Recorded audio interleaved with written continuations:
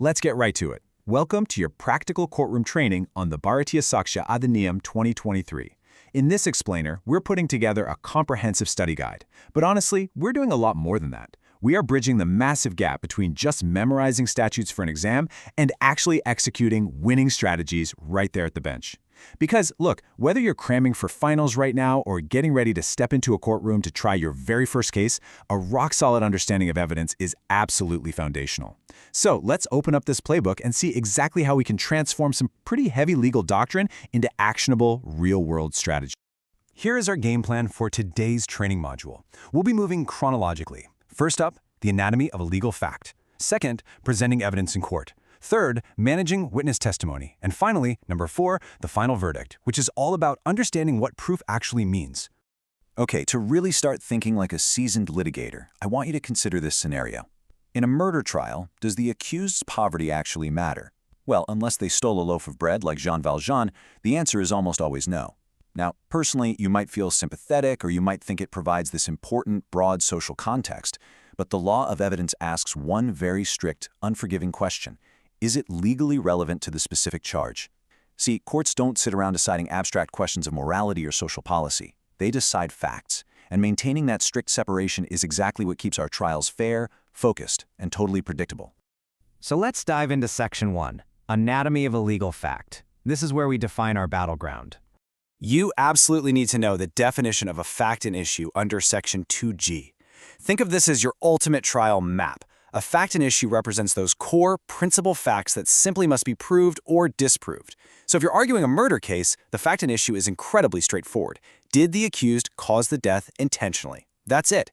Anything falling outside those strict boundaries is really just a relevant curiosity, and courts literally cannot entertain it.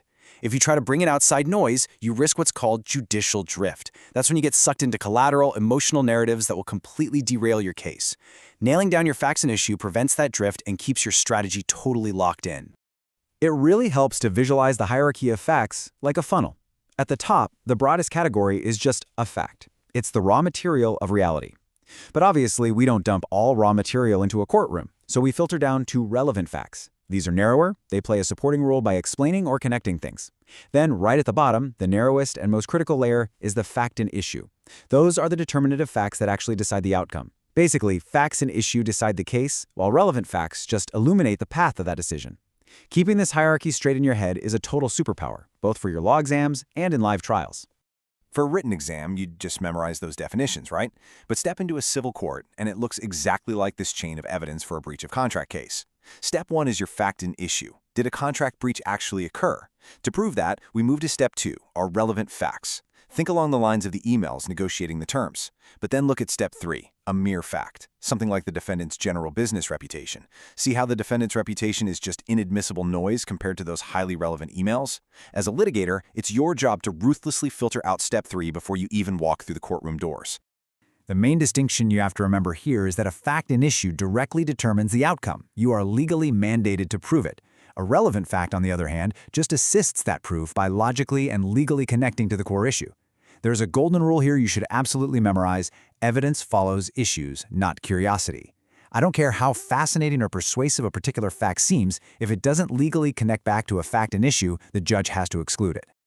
All right, now that we know exactly what we need to prove, let's look at Section 2E to build our evidentiary arsenal. This is Section 2, Presenting Evidence in Court.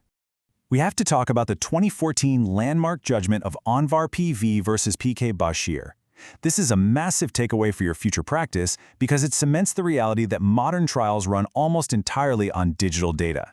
The Bharatiya Sakshya Adhiniyam explicitly recognizes electronic and digital records, everything from WhatsApp chats to server logs, as documentary evidence.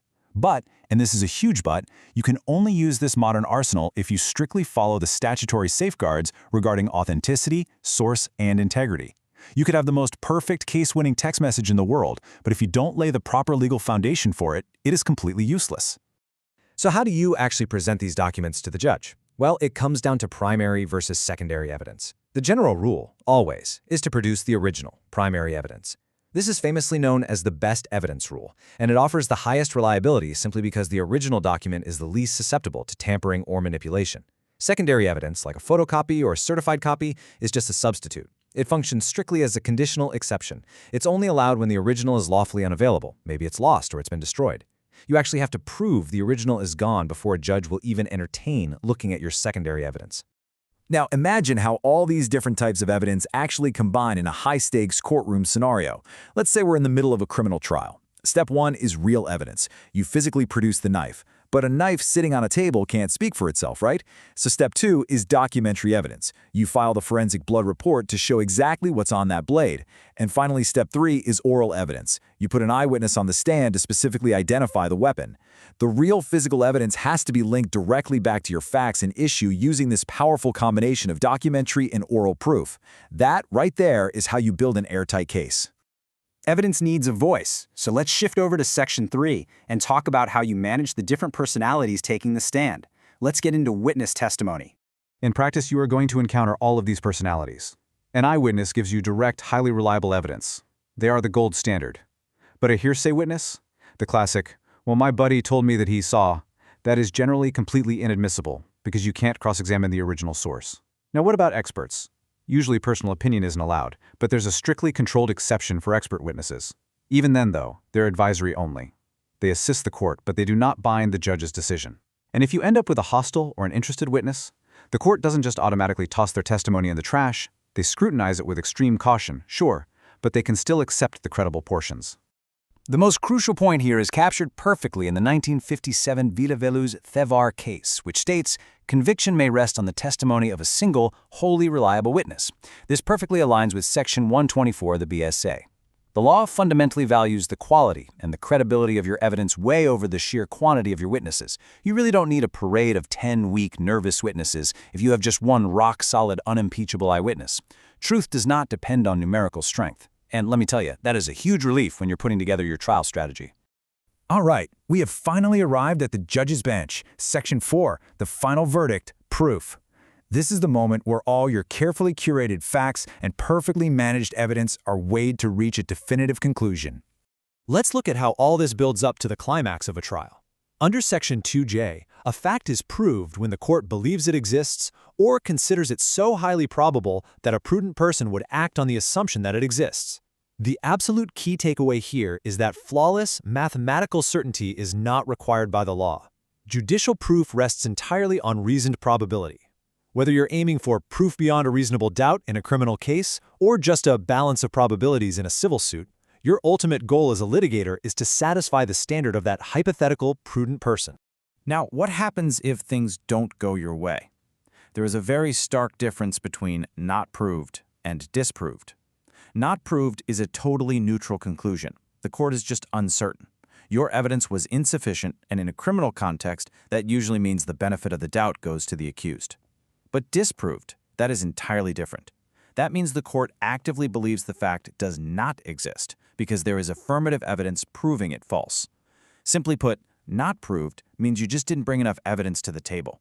Disproved means your opponent brought evidence that actively blew your claim to pieces. So I'm going to leave you with this final critical thought. You have the facts, you have the witnesses, but do you actually have the proof? Ultimately, mastering these statutory concepts, understanding the strict boundaries of facts and issue, knowing the exact rules of documentary admissibility, navigating the nuances of witness reliability, and hitting that precise threshold of legal proof, that is the fundamental difference between just reading the law to get a grade and actually going out there and successfully practicing it in a courtroom. So think about it. How are you going to build your next case using this playbook? Keep studying, keep analyzing, and we will see you in the next explainer.